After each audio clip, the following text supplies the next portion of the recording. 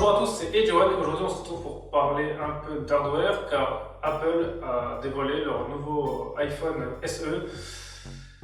Donc voilà, là justement il sera à un prix à moins de 500 €, donc c'est vraiment inhabituel pour Apple. Donc c'est une très bonne chose pour Apple de le faire à moins de 500 € parce que celui-là il va viser énormément de monde. Et je pense qu'il va se vendre peut-être même mieux que l'iPhone XR parce qu'à un prix aussi agressif. Donc c'est une bonne nouvelle pour le consommateur. Après, en faisant ça, déjà ça annonce la couleur, c'est que l'iPhone XR va sûrement être retiré des ventes parce que là, avec celui-là, je vois pas l'intérêt de l'acheter. Parce qu'en gros, on va parler un peu des caractéristiques. On va dire ce qu'il aura de moins comparé à un iPhone, par exemple, le dernier 11 qui est sorti. Bon, c'est déjà l'écran, il y a une petite bordure dessus, mais bon, ça personnellement, moi, c'est qu'il y ait des bordures pas sur les écrans, c'est pas important pour moi. Ça, c'est des gadgets, c'est des trucs, ça c'était un peu pour moi une bagarre un peu inutile entre gamins. Ah, tiens, il y a une bordure, les bordures sont trop larges. C'est vrai que des fois, quand je vais être dans un magasin, ah non, j'ai pas le téléphone là, il y a des bordures, mais bon, évidemment, il faut arrêter. Je veux dire, un téléphone qui a des bordures au bord de l'écran, c'est pas pour ça qu'il est moins bon qu'un autre. Je veux dire, si derrière il est assez puissant, il a une bonne autonomie, les photos sont pas trop mal, on peut faire tout ce qu'on veut avec, un téléphone nous demande, bah c'est bon, après qu'il ait des bordures ou pas, c'est pas un objet de mode, quoi, on va dire. Même si pour certains, on dirait que si. Bon, passons au sujet. Ensuite, il aura encore le capteur d'empreinte. Alors ça, c'est en fait voilà ce qu'il va arrêter de ça des anciens iPhones. Alors pour moi, ça c'est pas si mauvaise nouvelle que ça parce que bon, le Face ID c'est sympa, mais à choisir, je préfère l'empreinte. Je préfère l'empreinte pour une seule raison, c'est que en fait, si vous êtes penché, vous avez la tête qui est pas droite, des fois ça marche pas. Donc je préfère quand même les empreintes parce qu'au moins on peut être dans n'importe quelle position qu'on veut. Même bon ça va dans la nuit ça marche pas trop mal, mais sinon on peut être dans n'importe quelle position qu'on veut et on peut le déverrouiller. Donc pour moi je pense que les empreintes c'est quelque chose qui est pas mal. Si vous voulez pas que ce soit devant l'écran, donc on va faire comme les pixels, mettre derrière, même si c'est un inconvénient quand on est obligé de le soulever, on peut pas, quand il est posé sur une table on peut pas l'activer. Mais bon, si c'est une question d'esthétisme, autant faire ça. Mais voilà, mais pour moi c'est quelque chose qui est quand même assez utile dans la vie de tous les jours. Ensuite, le capteur photo, bon à mon avis je pense que ça va être le capteur photo un peu comme l'iPhone XR, parce que 12 mégapixels. Avec un seul capteur, donc un peu comme lui, je pense que ça va être un qui est similaire. Bon attention, il fait déjà bien le travail, après plus couplé à la puce, et de toute façon sur le téléphone c'est un peu la puce qui fait tout en simulant un flou d'arrière-plan, donc en floutant un peu l'arrière, je pense en accentuant un peu la netteté de l'image en premier plan. Mais bon, même si ça, honnêtement, pour moi, il y a des... Alors c'est sûr, c'est bien, mais c'est pas, ça vaut pas un appareil photo parce que des fois il y a des ratés et on reconnaît encore à l'heure actuelle la différence entre un appareil photo et un téléphone. Donc ça veut dire qu'ils sont pas encore au là-dessus. Mais de toute façon, je pense qu'ils auront du mal à faire mieux parce que pour ça, il faudra vraiment des objectifs plus gros. Mais bon, on va dire que c'est déjà un beau progrès comparé à ce qu'il y avait avant.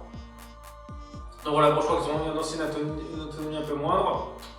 Il y a un écran LCD, mais bon, après les écrans.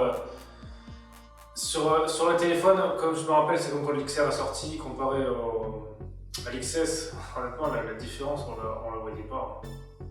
On la voyait quasi pas, c'était vraiment, je veux dire, il y avait que ça en gros qui changeait, bon je crois deux petits trucs, mais le double capteur photo, mais bon, encore, là c'est encore notre débat, parce que le capteur photo unique était meilleur la lentille unique était meilleure quand il y avait une basse luminosité, alors que les doubles étaient un peu moins bons, donc voilà, il y avait un peu de ça aussi qui va changer.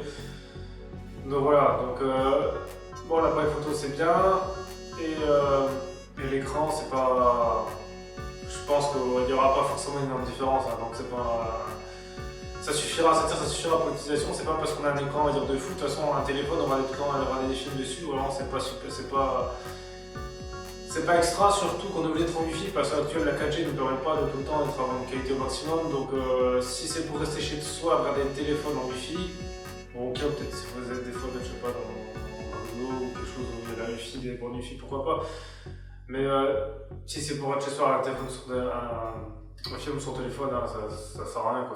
C'est pas le but. Pour moi, c'est pas ce qui fait qu'on achète ou pas un téléphone. Donc là ensuite, Jack et MetLife mettent aussi leur puce récente, le processeur de l'iPhone 11 Pro, donc ça c'est sympa. Bon, rien, c'est l'habitude des iPhones, c'est qu'ils mettent toujours ça dans la version même bas de gamme, ils mettent toujours la puce, parce que pour eux la technologie est amortie, donc voilà. Donc je pense que là, ils vont faire vraiment mal et ils ont raison parce que de toute façon, pour moi, Apple a un peu changé parce que beaucoup de gens disaient ouais, Apple c'est trop cher, Apple c'est trop cher.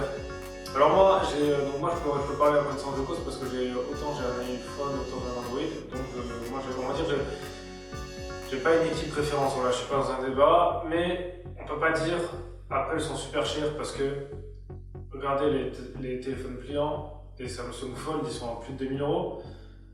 Personne n'en a parlé, personne n'a dit ouais, Samsung ils abusent avec les prix. Pourquoi personne n'a dit? Parce qu'ils n'ont pas fait la pub. Apple se fait taper sur le doigt parce qu'Apple fait de la pub sur leur téléphone super cher. Il y a des promos, je pense c'est plus ça. Parce que là, le Samsung, c'est à 2000 € pour un téléphone, c'est encore pire. En plus, pour une technologie qui est pliante, certes c'est innovant, mais vu que c'est les premiers, on n'a pas le recul dans l'avenir pour savoir est-ce que ça va vraiment venir, combien de temps ça va tenir ça. Si c'est fragile ou pas. Donc voilà, donc pour moi, voilà, c'est vraiment une bonne nouvelle. Après maintenant, c'est sûr que là, ça va être, ils font ça parce que je pense qu'il y aura les prochains iPhones, à mon avis, seront peut-être encore beaucoup plus puissants, qui feront que justement, ça incitera les gens justement peut-être à pas acheter celui-là et à acheter un autre. Mais celui-là, il peut être très bien si vous voulez remplacer un ancien téléphone. En plus, il commence déjà à 64 Go, donc c'est déjà pas mal. De toute façon, 64 Go, ça suffit. Hein. Je veux dire, à moins que, en plus, il y a tout vous pouvez stocker tout en cloud. Je veux dire, à moins que vous jouez vraiment beaucoup, ou je sais pas, vous installez des applis qui sont très lourdes, ça sert à rien de prendre plus. 64 Go, c'est déjà largement suffisant. Après, après, bon, si vous voulez mettre 128, prenez 128, mais 64, c'est déjà très bien pour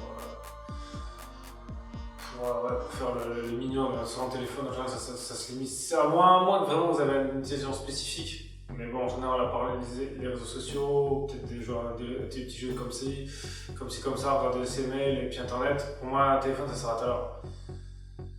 Bon, après, il y en a peut-être qui font d'autres trucs que je connais pas avec, mais voilà. Puis c'est quand même un peu aussi risqué de leur part de sortir ça en plein confinement, mais bon, après, vu que là ça a tendance un peu à commencer à parler de déconfinement, peut-être c'est pour ça qu'ils commencent à montrer leurs produits, et puis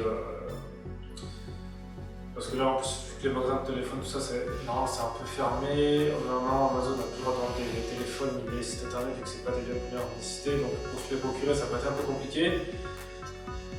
Mais voilà, donc en tout cas, c'est bien, puis maintenant, ça montre aussi que la technologie est aussi amortie et qu'on peut avoir des très bons produits dans nos 500 €, donc c'est-à-dire que les hauts de gamme seront encore mieux, il y aura sûrement des nouvelles technologies qui vont arriver. Je pense que ça annonce un peu ça. Parce que s'ils montrent qu'avec 500 €, ils arrivent à tirer des... Parce qu'en fait, c'est à peu près un iPhone XR ça. Et l'iPhone XR, quand il est sorti, il valait quoi, 700 €. Donc s'ils montrent qu'elle est pour 250 € de plus, 250 € moins environ, ils arrivent à faire des trucs presque similaires, ça montre que la technologie coûte de moins en moins cher. Donc, c'est-à-dire qu'on pourra avoir sans se ruiner, même si 400 € c'est encore une somme, sans vraiment se ruiner, on pourra acheter des téléphones très bons, et peut-être que les hauts de gamme, ceux qui ont les moyens vraiment, mais plus de 1000 €, ce sera encore quelque chose de meilleur. Donc, peut-être qu'ils ont découvert de nouvelles technologies qui apparaîtront dans le futur. Après, je sais pas s'il est compatible 5G, ça c'est un truc que j'ai pas vu. Je sais qu'il y a la dernière Wi-Fi, le Bluetooth 5, mais la 5G, je suis pas sûr que ça a été annoncé. Donc ça, s'il n'y a pas, c'est un peu dommage, parce que je pense que la 5G, ça va venir très prochainement. Et en tout cas, moi, en tant que consommateur, je pense que le prochain téléphone que j'achèterai sera compatible 5G, parce que ça sert à rien d'acheter un qui ne sera pas compatible, vu que quand elle sortira, il faudra quelque chose qui soit compatible. Donc moi, je pense qu'il faut, s'il n'y est pas, ça peut être bien si vous voulez remplacer votre téléphone actuel qui est peut-être un peu vieux, voilà, mais sinon, sinon je pense qu'il faut attendre un peu s'il est là. Bon, après ça on va. Donc voilà, c'était Edge One de la chaîne AGUI. On se retrouve à la prochaine pour une prochaine vidéo.